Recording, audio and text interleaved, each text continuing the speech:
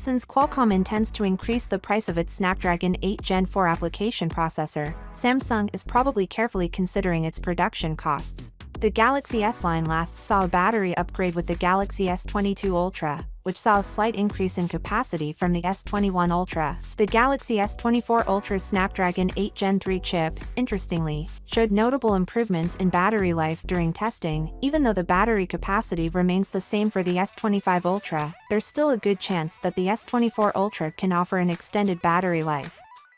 The power efficiency of the display in 8 Gen 4 will play a crucial role. While the company has previously received criticism for its Exynos CPUs, it seems that they are moving in the right path and may be making some significant adjustments for its next Galaxy S26. Thanks in part to AMD's powerful GPU, the Exynos 2400 is a huge advance over earlier generations.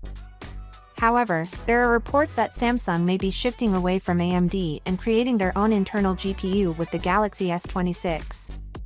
The South Korean company also plans to release its own smartphone processor for the Galaxy S26, complete with its own in-house GPU, according to a report from reputable tipster Roland Quant.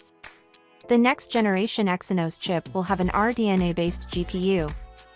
This implies that Samsung will stop using AMD GPUs in its products. For the Galaxy S25, Samsung is working very hard to develop a strong and effective processor. Even their second-generation 3nm process node is being used for fabrication. There are rumors that this new chip is so much better that Samsung may rebrand it and do away with the Exynos branding in order to accomplish this.